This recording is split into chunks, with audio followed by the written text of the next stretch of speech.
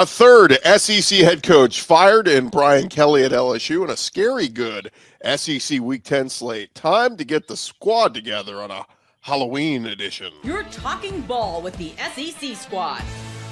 From Alabama to Tennessee, from Georgia to Oklahoma, from Auburn to Texas, it's the local experts of the Locked On Podcast Network bringing you scoops, breakdowns, and the most comprehensive preview of the upcoming SEC weekend. It's the SEC squad, and we have a seat for you. Hurt feelings and thin skin are prohibited.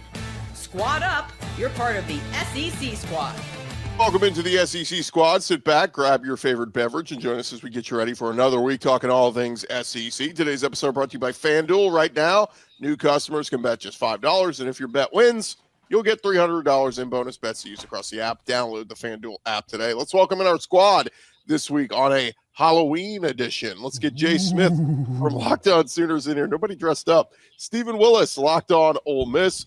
Corey Burton, Locked On Vandy. John Neighbors, Locked On Razorbacks.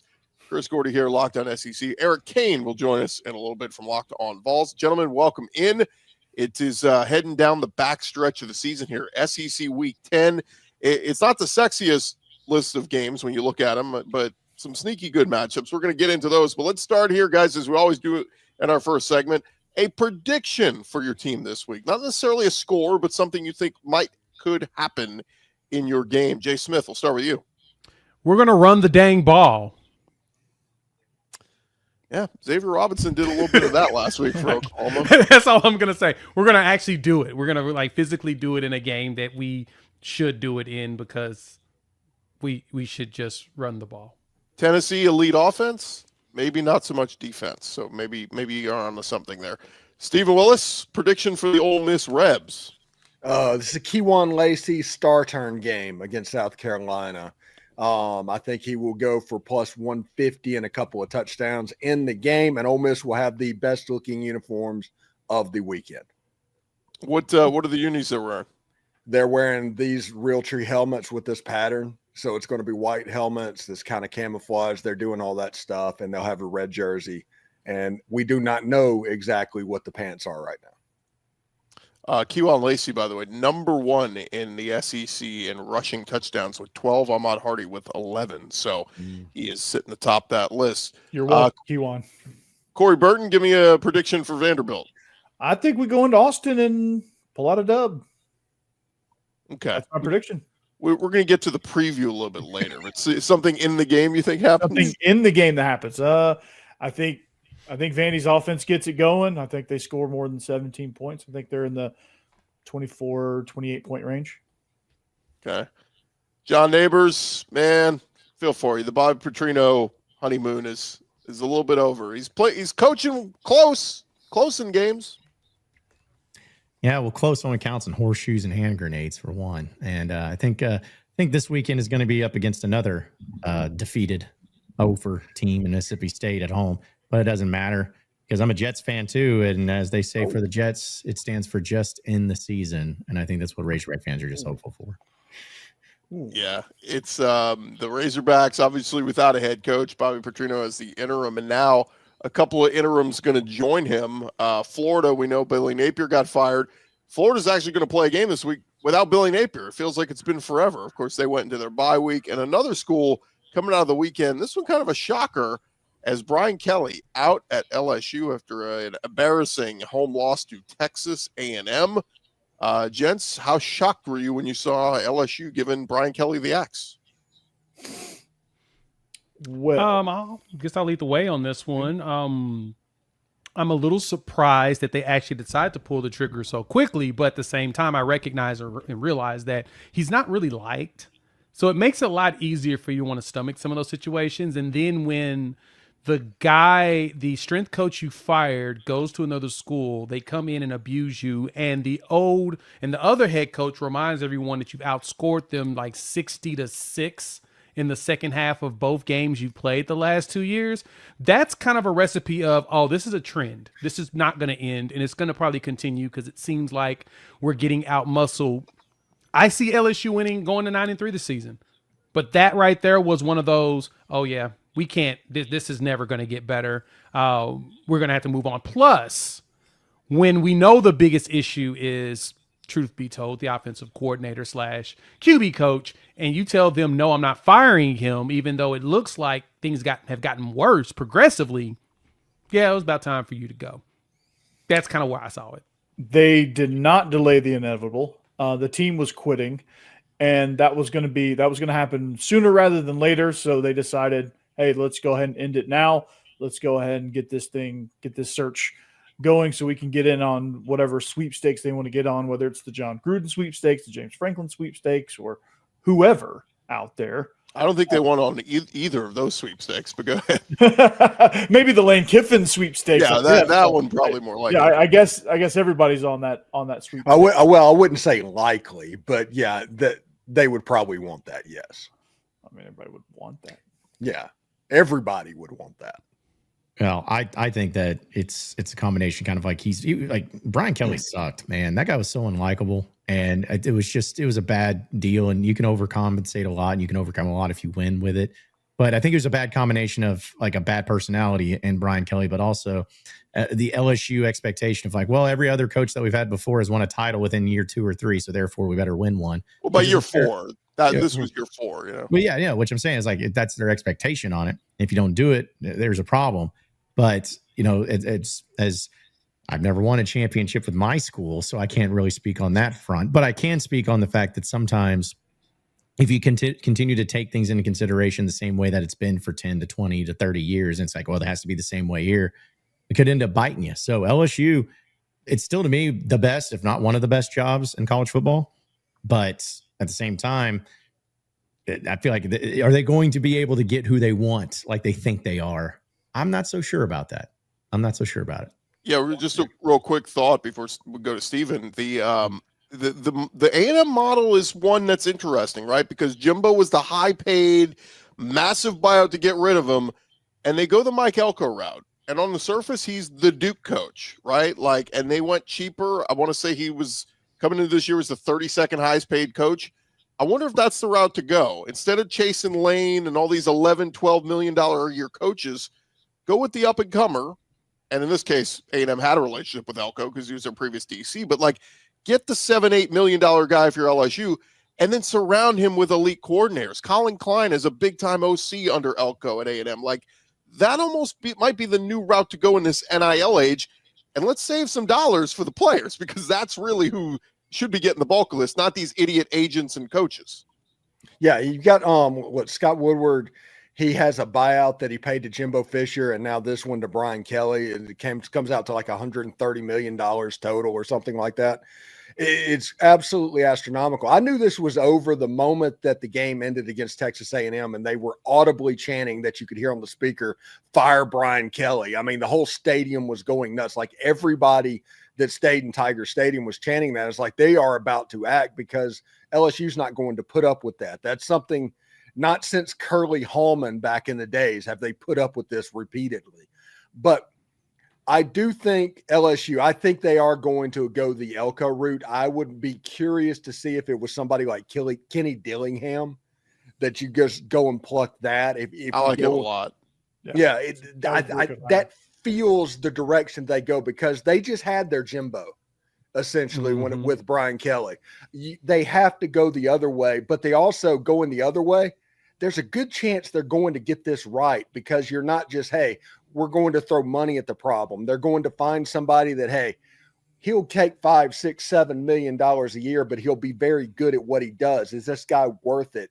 Is this guy going to be able to take this program to other levels? I trust LSU to do that. The question is, how involved will Scott Woodward be? That's the question. That's the question. That is the question. Well, let me just add, the governor's involved, and they're trying to get a new school president there. The rumor is Scott Woodward might be out. So we'll see how this plays out. There might be a new AD there. If Scott's gone, then I think that LSU gets it right. If Scott's there, you're probably going to get Jimbo Fisher. They're not going to hire Oh Jimbo my Fisher. gosh. Should we forget?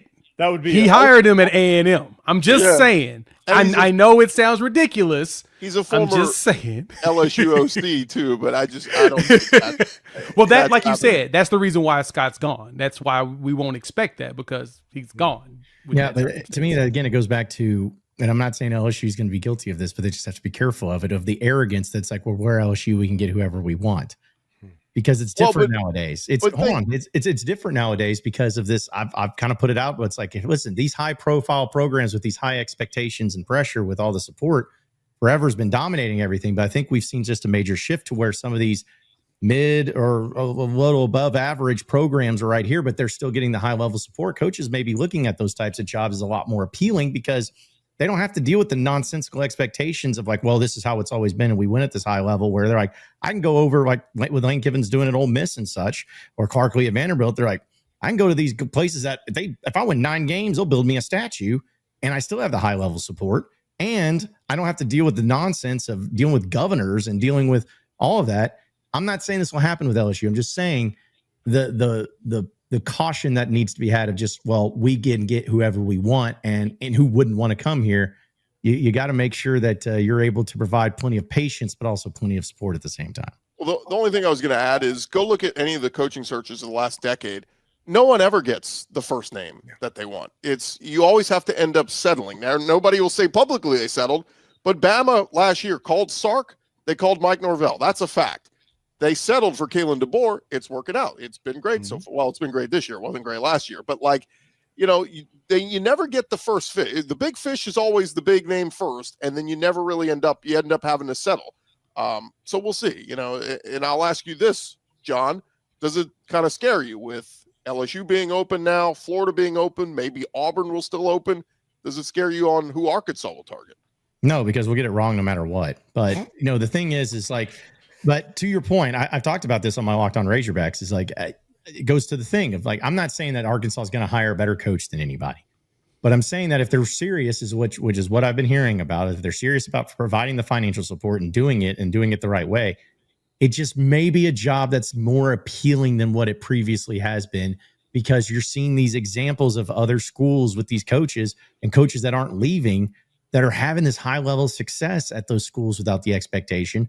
And I think quality of life goes a lot into that. It's like, because all coach, what they want at the end of the day, do they want money? Of course they do, but they want to be set up for success. Yeah. And if you can go to a program where you're set up for success and the pressure and the amount of mouths that are in your ear talking about all this, you don't want to deal with that nonsense. I'm just saying that there may be some more appeal to some of these other jobs where they can still have high level support and compete at a high level. And all it's going to take, guys, is that one, and maybe this year, but that one mid-level Ole Miss or whoever team that wins a championship this year. If that ever happens, because we still see Georgia and Texas and all that. If that happens, I think it's going to shift a whole lot, similar to what happened when Boise State beat Oklahoma in that Fiesta Bowl. It just changes everyone's perception of everything. Yeah, and same with NIL with players. I think some of that also affects coaches because they can go to these jobs, much to what John just said. That's another avenue of it, a part of that support where they feel like, hey, I can go win at Vanderbilt because you're in Nashville, or I can go win at Georgia Tech down in Atlanta because they're starting to realize, hey, we got a lot of resources around us. Brent Key is a Georgia Tech guy. He may not leave. Like that type of situation is like, hey, he's happy at Georgia Tech. He may not go chasing the Florida job or the whatever job. But yeah, there's something to being comfortable from a coach's perspective, and they want that. And I 100% agree with everything John just said. So yeah, Corey, I think quality of life is critical. And real quick, I think it's also somebody offers to double your pay. You're going though, right? You're going to another podcast. I don't know. I don't know if in today's day and age, if they would, especially with how complicated things are in just college football in general with NIL, and it feels like there's instability when it comes to how the conference and playoffs is going to be. And at some point we're going to have super conferences. It's like a lot of these coaches are really looking at I prefer a little bit more quality of life. If not, I don't see Clark Lee leaving his alma mater. I don't see Brent Key leaving his alma mater either. I think those things are going to be important. I think Lane Kiffin has found a home in Ole Miss where he's happy. He's going to win a lot. He's going to be able to get recruits like he wants. So yeah, especially because the school has proven that we'll go shop retail on top of wholesale. So we'll go in the portal and we'll get recruits. So it's going to be tough to really start to pull some of these coaches away when they realize that I don't have to watch my back every 2 to 3 years. Well, and to your point about hey, if you get paid double, would you go to another podcast? Well, here's the thing. is it sounds good just on the surface. But if I go to the other podcast and it's like, all right, well, every single day people are going to be criticizing you if your numbers aren't better than what it was the year before. And every single day they're going to say, if you say a word wrong, you're going to have to fix it. And you're going to have to go back in and edit it. And every single day that you're having, well, your graphics aren't the same. Your face looks like crap. All this stuff. You're going to be like, this is not worth it to me. So I feel like that there could be a level of that thing where it's like, I'm happy because I have the creative freedom to do what I want and how we want and how we build. But, again, I've always, the whole thing from the Dark Knight was, it's not about the money, it's about sending a message. Well, in this case, it is about the money. The money sends the message, but it doesn't equate to the quality of life that a lot of people want. One thing, before we do this real quick, everybody has Lane Kiffin at the top of their list. Every list that comes out, you see Lane Kiffin. Lane Kiffin has an offer to where he will be the highest paid football coach in college football on his desk, right around that territory right now. So any type of a pay bump for him, we're talking $20 million, which isn't going to happen. He is also completely locked in and hasn't done anything to even hint that he is distracted with what's going on. And if Ole Miss makes the playoff, which they'll be double-digit favored against every team they play, I know you're smiling, John. We'll get to that a little bit later on. But if they make that playoff, we're talking about late December. And with everything going with the transfer portal and all of that, you would have to pay $17, $18 million and wait until January. Lane Kiffin isn't going anywhere in that situation. Well, I question making him highest paid. He shouldn't make more than Kirby and Ryan Day, who have national championships. He shouldn't, but he also isn't at Georgia. Yeah. Well, how about he makes a playoff at Ole Miss first? How about that? And he's in a good shape. I'm all for it. Either he is going to make the playoffs at Ole Miss, which it's getting close to statue worthy for him, or he's going to have the biggest choke job in Ole Miss history and not make the playoffs. Did it last year? Yeah. Back-to-back years. Either way, that is exactly what we're looking at right now. Then he's going, hey, reach out to Florida LSU. Let's see if we can make this happen. All right, are you going to hire Ole Miss's coach that missed the playoffs in that situation back-to-back? Yeah, years? He's still sexy. Exactly. The jobs are open. They're looking for a coach. All right, when we return, guys, a loaded SEC Week 10. We'll get to that coming up next.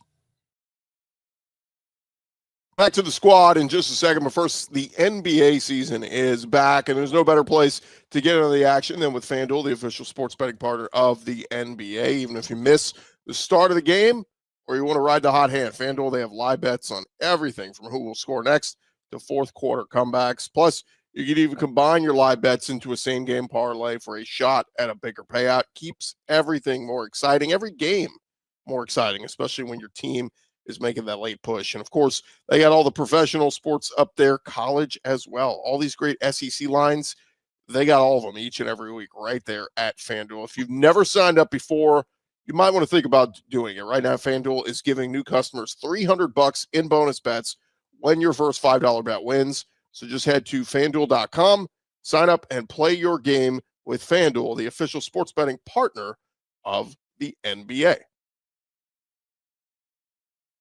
SEC squad are all along here. Welcoming our buddy Eric Kane, Locked on Vols. He joins the party. And gents, let's get into 6 SEC games this weekend. Let's start previewing the first one. And why don't we start with Corey, who's got Vanderbilt at Texas? To me, this is the fun game of the week. SEC Nation is heading to Austin. Arch is in concussion protocol. It will be Matthew Caldwell against Vandy, but the Vandy train just keeps rolling here. Corey, you found a way last week, 7-1. Top 10 in the country. You can't end this train this week, right? No, you can't, because the things that you did last week to find a way to win are the same things that I think that you can present problems to Texas. I don't think Texas's defense is quite as good as Missouri's, especially on the edge. Missouri has two of the best edge guys that I've seen in this conference with Zion Young and Damon Wilson. So they can get something going. If they can control the ball a little bit, they'll put pressure on Texas's offense, who struggled to find an identity. I think there's something there. So, yeah, I'm very much excited. The train is very much on the tracks. It's rolling. Clark Lee's doing a hell of a job, and here we go. I'm pumped, dude. Yeah, I'm pretty conflicted because if Caldwell has a big game, that place would just absolutely like nuclear bomb explode if that happened. If Texas's offense looked competent, oh my gosh, I would love to see that. But on the other hand, how fun would a 10-1 Vanderbilt versus a 9-2 Tennessee be? Eric? That would be amazing. That would be absolute crossover would be cinema. Well, that would be we need, from a Tennessee's perspective, I mean, you need Vanderbilt to keep winning. I mean, let's be real here. Like, Tennessee lost to Georgia in a game it could have won 17 times. It lost to Alabama on the road. It looked pretty bad in that game. You got to beat Oklahoma this week. Okay, that'd be a ranked win. Tennessee can beat Florida on the road. It hadn't since 2003, but say you win that game, 10-2 should be good enough to get you in the SEC, but you need Vanderbilt to kind of be packing a little bit of a punch there at the end of the year, right? That'd be the second ranked win. That makes your resume look a little bit better. So there's literally no doubt at 10-2 Tennessee would get in. So yeah, I mean, I never want Vanderbilt to win, but you kind of want Vanderbilt to keep winning. Therefore, you beat Vanderbilt at the end of the season, and it makes your resume look that much better. Yeah, I've done this all season, so I know everyone's going to really hate me for it, and I have no problem with it this year because I'm rarely ever right. Told y'all Vanderbilt was going to be a problem this year, man. I'm excited for the He told me earlier today, he was like, I told you Joey Aguilar was going to be great. I told you. See, hey, look, I am rarely right. That was the things that I just knew when I saw it, the way it lined up. And this will be a fun one. Just as Steven said, if Caldwell goes out there and has a game, oh my God, things are going to explode in Texas. And I honestly believe Sarkisian's gone if that happens, because that's going to be a massive indictment just in general of everything that's been going on there if he shows out. They lose, he's probably still gone anyway. Actually, I probably think he's gone regardless. I really think that it's at this point he's just stressed out and he's ready to do something that's a lot simpler, which is, coaching the NFL. I know that he can convince them to pay him like they're paying Jim Harbaugh, which is like $11 million or $12 million or something like that. So he won't lose much money going into the NFL. They'll figure it out if they really want him, if they're serious. But I do think Vanderbilt's going to give them a problem because I don't know if Texas offense is going to be that competent against how good this Vanderbilt defense has been playing. And as Eric mentioned, this is important. They both need to be as close to 10-1 and 9-2 as possible in that final game, because that would be absolute cinema. I need that. Inject that, please. Yeah, and hold on, Chris. You guys are going to get a little bit of dose of what Matt Caldwell can do, because their game plan is, hey, obviously backup quarterback, force the game into his hands, make him be the hero, make him beat you, make him actually force that issue. So we're going to see if he can do that really quick. And also, do not punt. Yeah, don't to Ryan Niblett. Yeah, I mean it's punch that guy. Yeah. Well, I'll also say this too, real quick. First off, congratulations to Vanderbilt to finally catching up to Arkansas since 2012, having the most SEC wins, second most SEC wins. And so it's great. Not anything I count on or anything, but still, it'll be the funniest thing though if Vanderbilt ends up winning this game. Funnier than any other win that they have this year. Because it's always funny when you beat Texas, but to go in there and beat Texas and essentially in their season. Like, I don't know why there's their season in their house. Right, in their house. And to be Vanderbilt. And it's, again, no offense, but it's Vanderbilt. They have just so much pride, all the money that they have. I mean, they have so much money, they could spit on the kids if they wanted to. And they're going to be over here, like, losing to Vanderbilt at home, ending the season, chaos. Just make every job open and have some fun with it. It'll be a great offseason. Well, let me come over to the Titans. Let me defend Texas real quick. Arch has not been ruled out yet. There is a chance he could go. He just had his best performance of the season. That second half against Mississippi State was very impressive. If Texas can win out, they're a playoff team. But that's a big if. I mean, you got to get through Vandy. You still have to go to Georgia next week. And then, of course, finish with A&M at home in the last week. Now, I think they can beat A&M in Austin, but those other ones are going to be tough. You skipped a game somewhere in there, Gordy. Oh, Arkansas.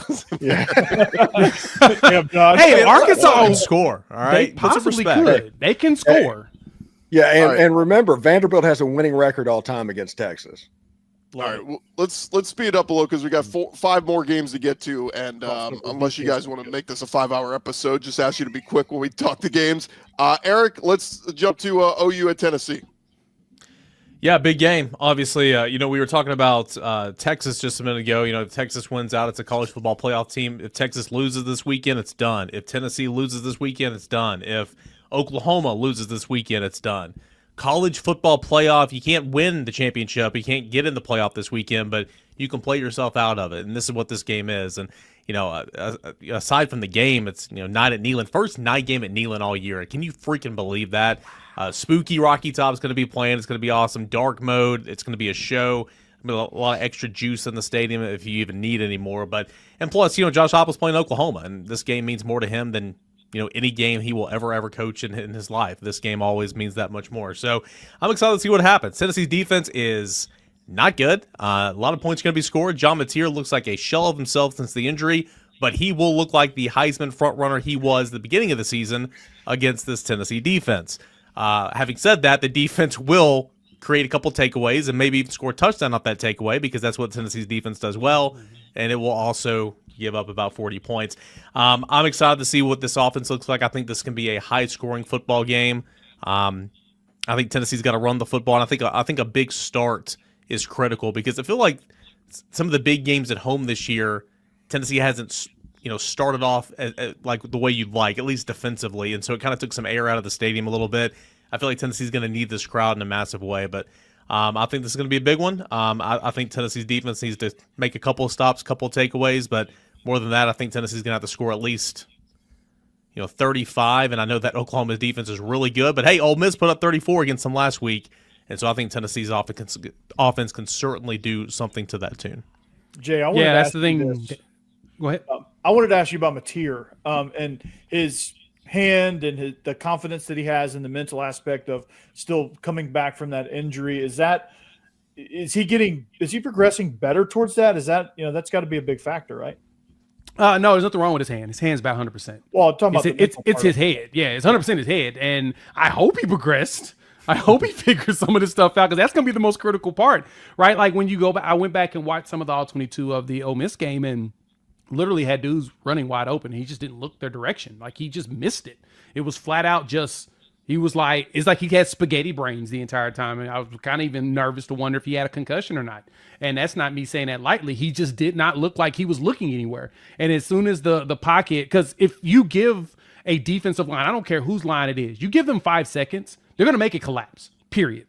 And so in the first two, you got to start figuring out where you can go. And he started locking in on receivers immediately and just standing there and waiting and waiting and waiting. And then, of course, Princewell went in there and started smacking him upside his head. So I'm fearful. I don't think he has that, but he talked about it after practice on Monday and said, I just got to do better with my eyes, and I got to do better about, scanning it and getting rid of the ball. And it is feeling just like, the SEC short group is feeling a lot like last year. It's exactly what it looks like. Jay, don't worry, man. You know what the perfect remedy for that is? A Tennessee defense. Okay, you might be right. And so there you go. If Mateer has a big game, there's a chance Oklahoma can pull it out. What I'm truly curious is that, did this defense learn its lesson against Ole Miss? Lane and me and Steven talked about this, in the crossover and everything, and afterwards on the roundtable. Lane had the perfect game plan. He slowed down. 35 minutes of time, he just sat there and he held the ball.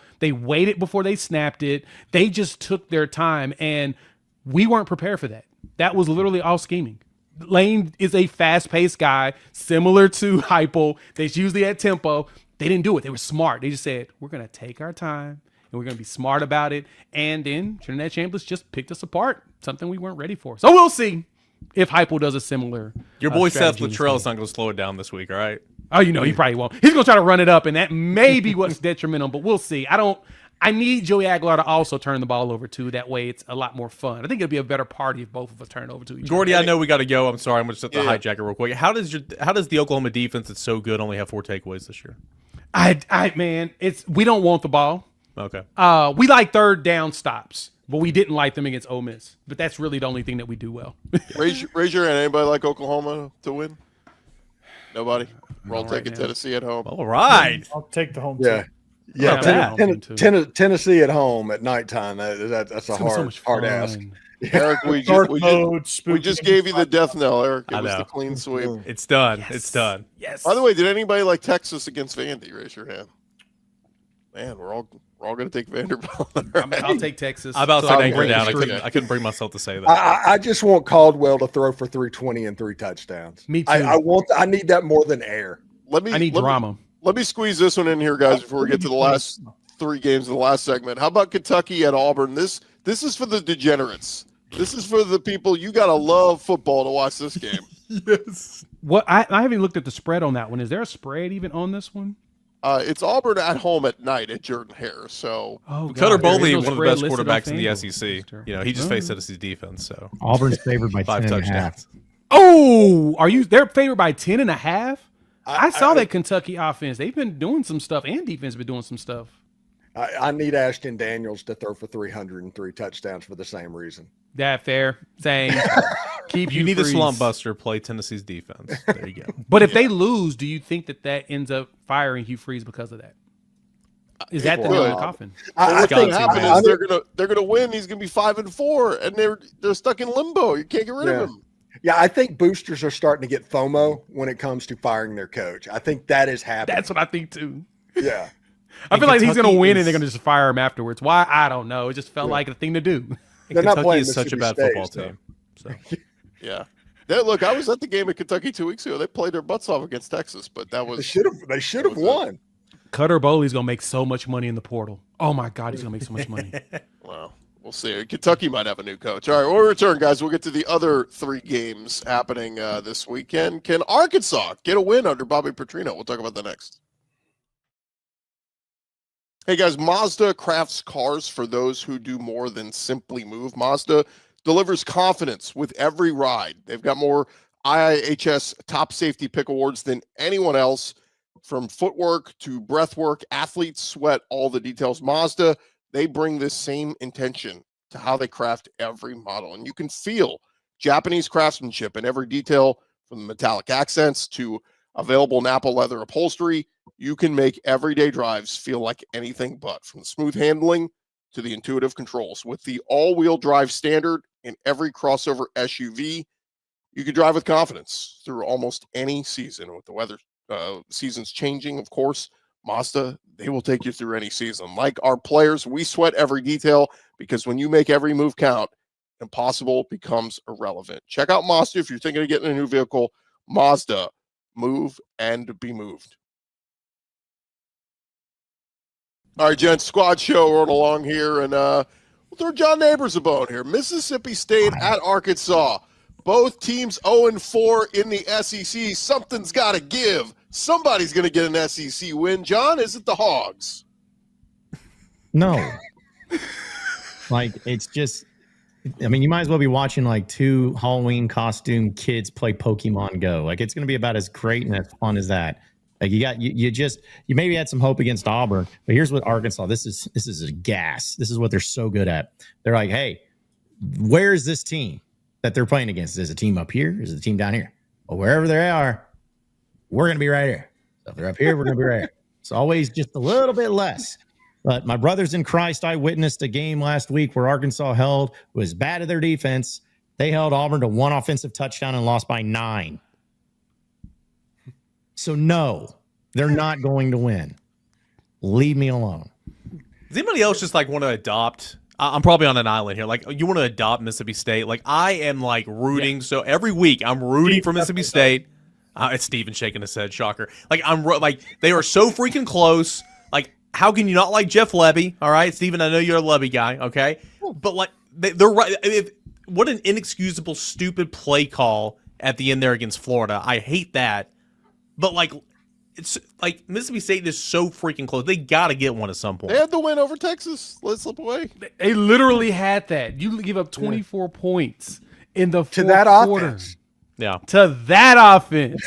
You had it in your hands. You just gave victory away. Don't worry, they'll take care of it this weekend. It'll be fun. Can I tell you guys, I'm looking at ESPN.com, and you know how they list tickets as low as, like Texas Vanderbilt is tickets as low as $111. For Mississippi State, Arkansas, tickets as low as $9. $9 gets you in the door to see this one. I'm totally going to Sharks Vegas. That's price gouging. That's price gouging right there. Surprised by it, as if it's some sort of like, oh, well, how did this happen? Like, why is this going on? I just said in the last segment that Vanderbilt just tied Arkansas for now almost certain they're going to pass them up as having the least amount of SEC wins since 2012 in football.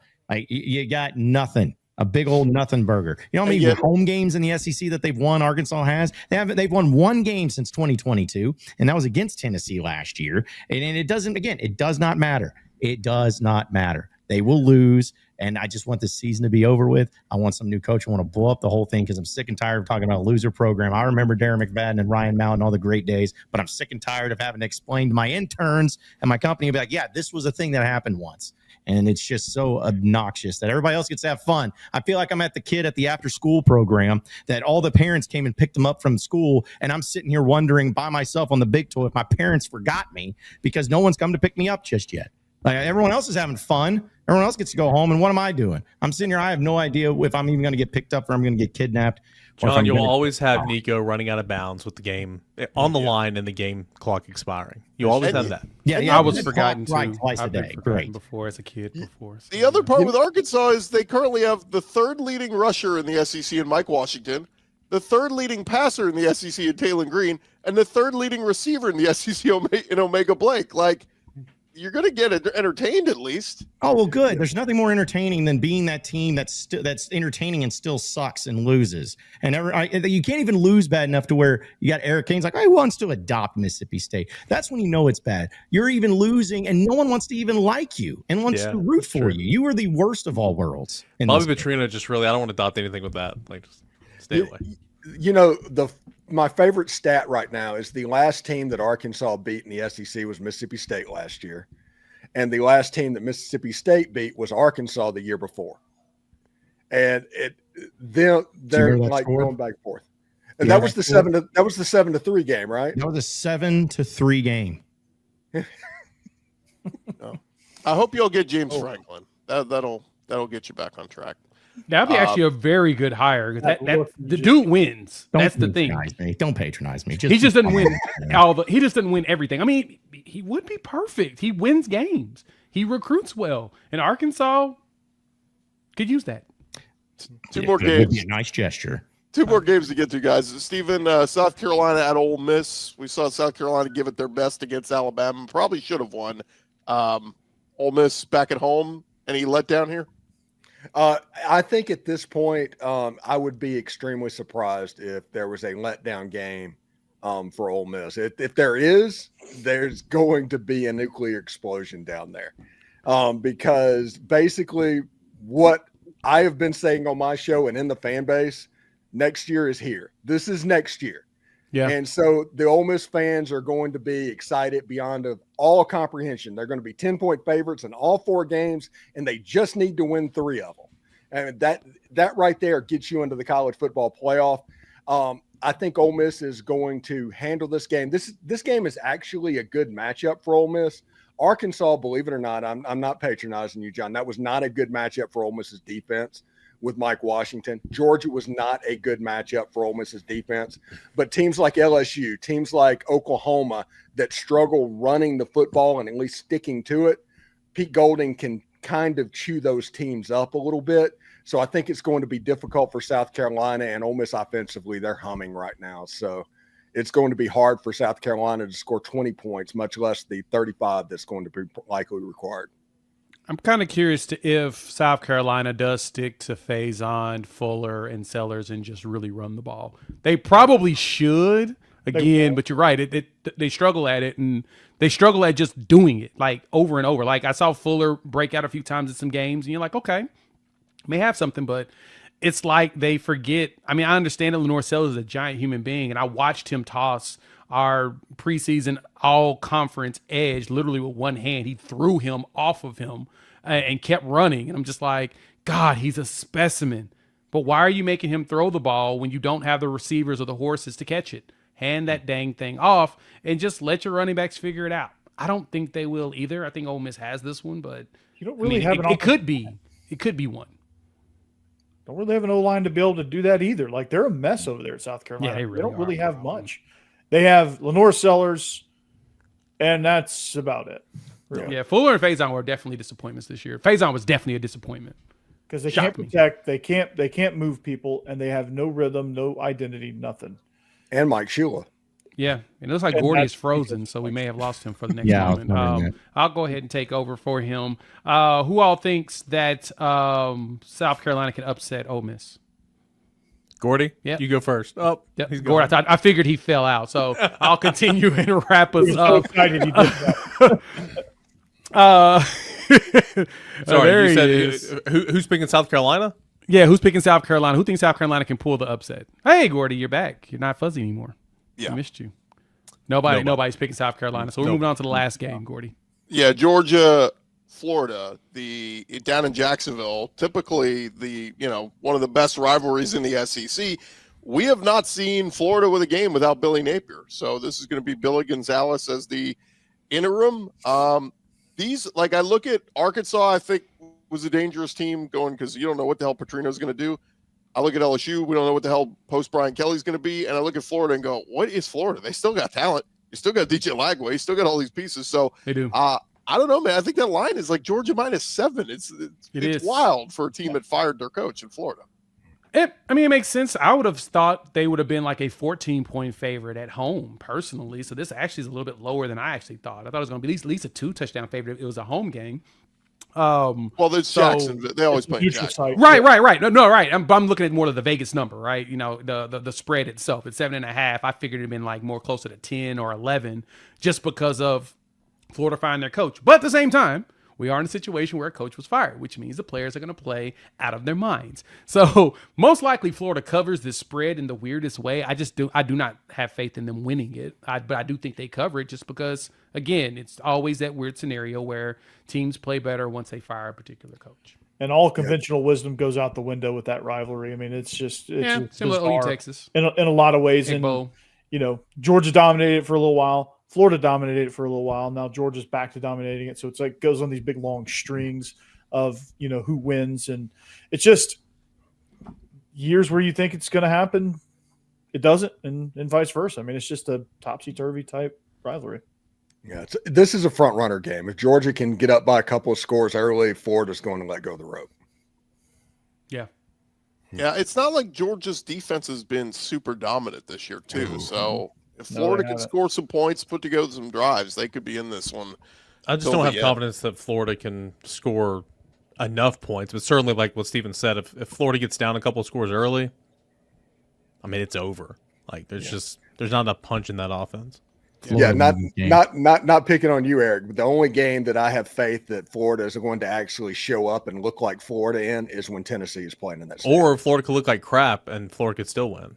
Yeah, fair. Because it is at Florida. So half the games since 2003, especially down there, like they've looked like crap and they've still won. Yeah, the Felipe Franks Hail Mary. I will never forget. I was like, oh my gosh, Tennessee's going to win this game, and it's like, what just happened? Real quick, guys, before we wrap up, I just want to go around the horn real quick. Give me right now, go on record, who's your national championship pick, Jay? Oh God, great! I appreciate you doing that too. Just off the top of your head, pick a team you think can most likely win the championship right now. Could This most change. win? Yeah. Not in the SEC, right? Yeah, anyway, any team. Any team? Ohio State. Go with Ohio State, Steven?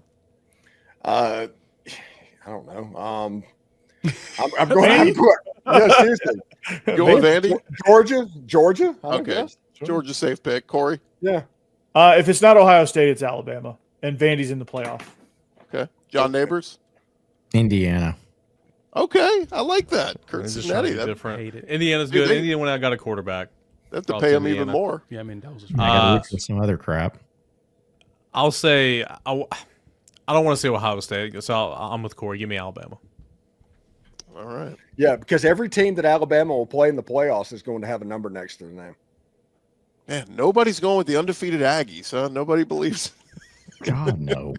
No, even like the SEC shorts people with the battered Aggie syndrome that they always have there, everybody's expecting something to happen. Yeah. Anyway, I figured that'd be a fun exercise going into Halloween weekend. We'll circle back on this in December or January and see if anybody called it then. But, gents, it's always fun. Remember to follow and subscribe to your favorite SEC team. We'll be covering your favorite team every day throughout the season. And don't forget, I'll have you covered with the whole conference every day with Locked On SEC, part of the Locked On Podcast Network, covering your team every day. Imagine talking about the Razorbacks every day. 281. I love you, John. Go Vols.